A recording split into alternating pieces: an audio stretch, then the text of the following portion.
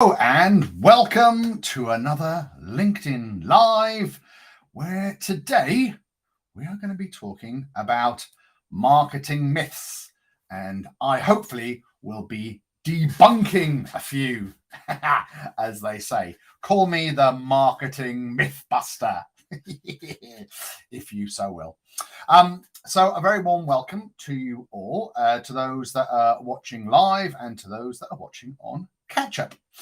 Thank you very much indeed for taking the time today, for coming to say hello.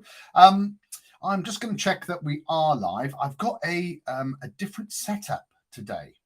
I'm hoping that the picture will be a little bit crisper, and I'm hoping that the audio will also have been rectified, because last week we had some reports of echoing, and obviously that just won't do. Mind you, we did have a guest last week, so maybe it was something to do with that. Right, okay, I can see that we are live, so I'm just going to dive into it. I posted on LinkedIn this morning to say I was going to do this, and a few people commented and said, I must know a lot of myths to debunk. I'm not going to go through them all, but I have kept it to sort of two main subjects: general myths around marketing, and then some general myths around digital marketing, because obviously that is a big part of our lives these days. So let's start off and talk about general marketing myths and why they shouldn't be a thing. Before we start, if you have got any questions, please pop them in the chat. I am going to be monitoring them, and I'll be happy to answer any, I'm not saying that you're going to have a marketing myth, but you may well have a common question that you'd like the answer to, and I'm happy to answer it, or I'm happy to point out that it may well be a myth. Okay, so the first marketing myth is the statement that marketing is a waste of time and money, and I tried marketing and it doesn't work. Now, I find this question or this statement is made commonly by people that I go and chat to about doing their marketing for them.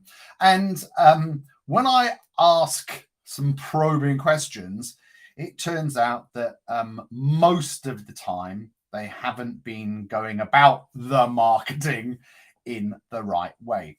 The most common mistake that I find when people say that marketing doesn't work is that they have tried some form of marketing in isolation of any other marketing to support it. And by that, I mean, I don't know, let's say I talk to someone about maybe doing some local radio spots, and they're like, oh, no, we tried local radio and it didn't work. And we got nothing from it. And when I ask a few more probing questions, the answer comes back that they could only afford to do the radio spots on their own. There was no sort of tie-in of other communications to back up the radio. We've talked about this before. People need to have multiple touch points. It used to be like 4 point something, then it went up to 7 point something. Now in the digital age, I think it's in double figures. It's 13 plus now in terms of how many times people need to see or interact with your brand before they commit to buying. So just being heard on the radio with your advertising spot is not enough. It needs to be backed up with some press ads in the local paper, some social media action, a change of focus on your website. If you've got a shop front, putting something in the window, there's multiple things that you need to do to activate people during a marketing campaign. So that's the first one. The second one is, don't we need to just be digital these days? All I need to do is digital marketing or online marketing. And I'd say that for some people, this is true. For others, not so much. And it all revolves around your target market. So you need to keep your target market in mind in all of the marketing that you do. And we'll talk a little bit more about target markets in a second, because there's another myth that revolves around target markets. But what's really important is that if your prime target market is just operating or just residing on social platforms, then of course, fine, just do online marketing. However, if you are able to reach them in the real world, you might find that the two-pronged attack becomes very effective. So no, you don't just only have to be online these days. Dependent on where your target market is will depend whether you deal with them in real life or in real life and on the web. Marketing gets quick results. This is something that's bandied around, and I think that maybe it's part of culture now that we're sort of like an instant generation, right? We want things now. We don't wait for things anymore. So what often, people send you an email and then they bring you up 5 minutes later saying, I've sent you an email. You haven't responded, right? We are an instant generation. But marketing in general terms, isn't an instant fix. The vast majority of marketing activity is a long-term game. And I'm going to, in a few minutes' time, I'm going to read off some stats in terms of how long on average it takes for an activity to actually break even and give you a return on your investment.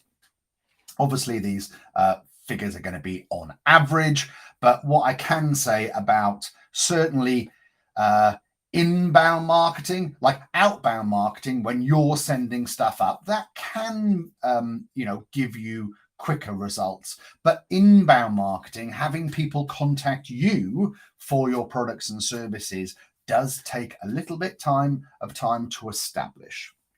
So no, marketing is not a quick fix. I would urge everyone who's doing marketing activity to think about it as a long-term investment and a continual long-term investment, not just something that you do, as a one-off and expect it to work and have an effect. The plans and the activity that you put in place today, you'll see the fruits of their labor in 6 months, 9 months, a year plus time. Okay. Here's a good one, and this is very relevant to the times we're living in at the moment. Times are hard. I should cut my marketing budget. Look, sometimes businesses need to make difficult decisions, and sometimes that can mean that you cut your marketing spend. However, if this is a common approach and your competitors are cutting their marketing spend and potentially going out of business, I would suggest that in hard times, now would absolutely be the right time to maintain your marketing budget or even increase it, because you will take advantage on the fact that your competitors aren't being out there in the arena and getting their messages out. So in tough times, I would urge you, along with, a strategic plan, if you like, to perhaps be a little bit more active on your marketing. Here's one. Right. So I get this a lot. It's about target markets. And when I ask people who their target market is, they will often say, it's everybody, Miles. It's everybody. And I get that. And when I ask further questions, all right, everybody does perhaps buy your product or engage with it, especially if you're a consumer-facing product. So, all right, you might have men and women of different age groups and different socioeconomic levels, right? However, what I'm going to charge you to try and do is to whittle it down and distill whom most often buys your product. So in order to be effective in your marketing, you need to target people. It's very ineffective to try and target everybody, because in speaking to everybody, in fact, you speak to nobody. So I would say, okay, I understand that everybody buys your products, but whom buys them most often? And then target that group with your marketing. It will become more effective for you. Direct mail, all right, the old snail mail, and print does not work. I've heard this lately from some of my clients, and I'm going to say to you that it does. And going back to my point about people doing things less, with a lot of people saving money and doing things digitally, because you don't have to pay for an email to get sent out. Well, you do if you use a bit of software, but in essence, it's incredibly cheap and most of the time free to use. And now with the Royal Mail, with the price of a stamp going up and the cost of printing and all of that fun stuff, the logistics involved, a lot of people think that they can save money by not doing printed mail shots. However, I've got some stats for you. And in a recent survey, it was shown that 5.1% of recipients of direct mail actually responded. And to hold that up, only on average 0.6% will respond or engage to an email. So, there is less landing through people's mailbox. So the physical mailbox through the post. So you have an opportunity here now to stand out. I get the point that maybe a lot of people work from home, but that doesn't mean that post is just getting left around the place. It does get forwarded on to people's places of work, be that in a shared office or at home. So I would urge you to think about physical mail being part of your overall marketing strategy, and certainly as part of a sales funnel, because we're talking about multiple points of contact. So, if people interact with you on social media, then they see something arrive on the doormat through the post, then they get an email from you. These are multiple points of contact, which not only potentially activate that person, your target market, but also it opens up the opportunity to have multiple conversations with them. All right, so don't throw the postal baby out with the bathwater. Okay, right. So those are my general. Sorry, I was just checking my feed. Those are the general marketing myths debunked. Let's talk. Oh yeah, see, I told you we'd sort of cut out. Let's talk about digital marketing myths. So the first one is this: I need to be on all social media platforms. Right, I'm going to say right now that you do not need to be on all social media platforms. If you have large budgets, knock yourself out.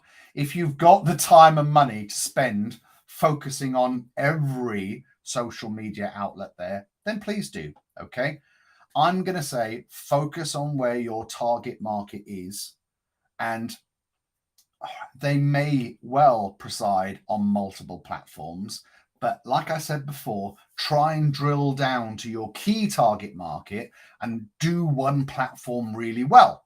So, I often hear, like, should I be on Twitter as an example? And, only if your target market is there. Should I be on Instagram? Well, only if your target market is there and it's relevant to what you do. So really think about streamlining your social channels and doing the social channels that you're on really, really well. In fact, I would say that being on all social media channels can have a negative effect on your brand, because if I go to your Facebook page and you haven't updated it for a year, I'm going to think that you're inactive. If I go to your Twitter handle, your Twitter page, and find that you've only got 13 followers, well, I'm going to think that you're not much of a company. So put your virtual eggs in one basket and do one or two platforms really, really well. Here's a great one, right? I hear this a lot. Miles, do I need to post every day? Absolutely not. If you have an abundance of premium content, then fine, post every day. However, I'm going to offer some words of caution here, okay? So often with algorithms, they're only going to prioritize your very latest post. And this is true with certainly with LinkedIn. Okay, so when you make a post with the LinkedIn, it shows it to a small amount of your connections. And if that post gets engagement, it shows it to more of your connections. If you then post again on LinkedIn, it will then start to focus on your new post, and it will give less priority to your older post. So think about giving your posts some breathing room to actually get some traction. Not everybody is going to be on social media every day. Like, I'm sure there are some of you out there who very regularly maybe just come on and see that I've posted and watch my webinar, and it could be 3 or 4 days later. So please think about not posting every day unless you've got this abundance of content, because creating lots of content, and you'll do yourself some damage, if you like, by posting every day for a week, and the following week you haven't got enough content to continue posting every day. Or you start posting bullshit and posting for the sake of posting, and then people are going to be disconnected with you and maybe pull away from your platform. So think about posting better quality less often. Right, here's one. Only influencers with large followings can help me when I'm trying to promote my products. So the very big influencers that have millions of followers, the Kardashians of this world, by all means, if you've got enormous budgets, then engage with them. However, there are micro and macro influencers out there that may well be better for you in terms of speaking to your target market. And think about what aligns best with your brand values. Think about what aligns best with your tone of voice. When jumping into bed, metaphorically, with a collaborator or an influencer, make sure you do your homework. Make sure that they really do align with who you are and the message that you want to get out there. And you might find that someone that's got maybe just a couple of thousand followers actually gets more engagement within their comments with their audience than someone that's got 10,000 followers. I would say, be wary about someone that's just got a few hundred followers. It's likely that the really micro people like that aren't going to have enough reach to be effective for you. But my advice is to do your research. Right. Email marketing is dead. It's not. You might experience sort of email fatigue where you get bombarded with email. But maybe a few months ago now, I did an email marketing focused webinar, and it's definitely not dead. I would say to make it effective, you need to personalize it. Personalize the title, personalize the content of the email. Try and be a little bit more specific and not generic. Just like banging out 10,000 emails to a database, then you are going to get that sort of 0.6% open and response rate. By being more targeted with your message, Making sure that the content is relevant to the recipient is a much better way of getting them to engage. And certainly it's a great, cheap platform for talking to your customers on a regular basis. Let's just remember that marketing isn't just for getting new customers. It's for talking to your existing and lapsed customers. And obviously marketing in general is about talking to your staff as well on a regular basis, which, is something that I'm quite passionate about. Here we go. This is very apt for someone of my age. Only young people use social media. Right, well, sharpen your pencils. Here's some stats.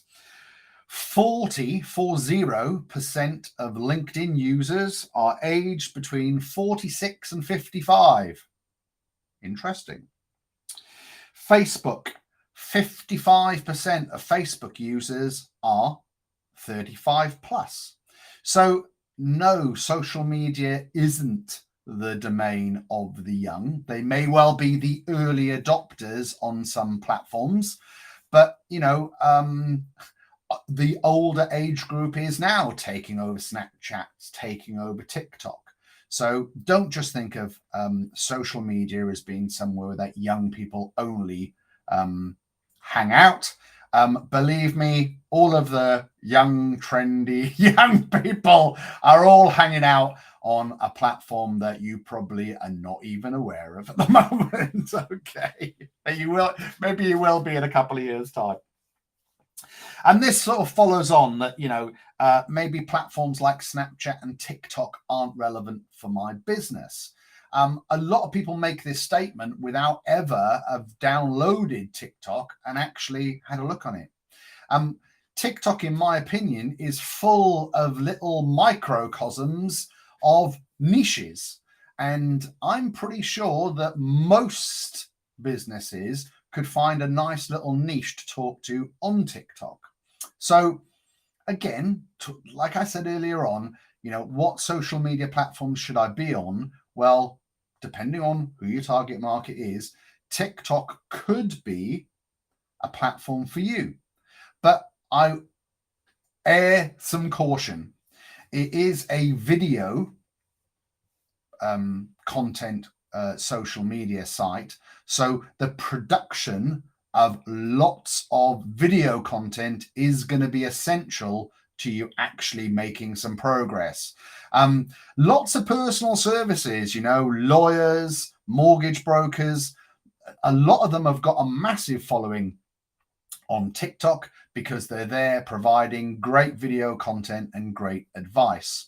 One of the sort of not errs on the side of caution bit, but one of the things I would point out is if you have a business which is localized, let's say that your whatever services you offer are local to where perhaps you can travel to, as an example, maybe you do a physical job. There is no point really having 10 million followers in America, right? Because they're never going to buy off you. So just think about that. Think about your target market and where they are. Right. So that is the end of my top tips in terms of the digitalness. I was just going to come back to something I said earlier about, marketing being long term. And I'm going to leave you with these stats that I found on the web this morning, that in order to reach break even and then start to get some return on your investment, the average SEO campaign takes 9 months to break even, all right, and start to turn a profit. So, and listen to these facts. The average PPC, all right, when you're doing that performance marketing that we talked about with Chert last week, on average, it takes 4 months for you to break even. With email campaigns, it takes 7 months to break even. And with PR, it can take 9 months, all right, to get your money back. Now, a lot of you will be watching this saying, oh, but Miles, I've done PR and I've had results from it instantly. A lot of people will say that they've done pay-per-click and got results for it instantly. Of course you will have, okay? But on average, to make the level of spend break even or start to make a profit, you do need to work at marketing for a long period. So when it came back to one of my first myths, which was, Miles, I've tried marketing and it doesn't work, it's generally because you have not done it consistently for long enough in the right places. Oops, a daisy. There we go. There goes the phone. All right. So some interesting stuff there. I don't think we have any questions in terms of your common myths. But if you're watching this on catch up, why don't you pop your question in the chat? I do get notified when you make a comment or you like the playback, so I can follow up on that. So I hope you've enjoyed this LinkedIn Live. I certainly have. I shall be reviewing whether the new setup with the audio and the camera has worked. You know, do I need some HD makeup? Oh, who knows? Who knows? But from me for now, thank you very much indeed for watching. Ta-ta for now.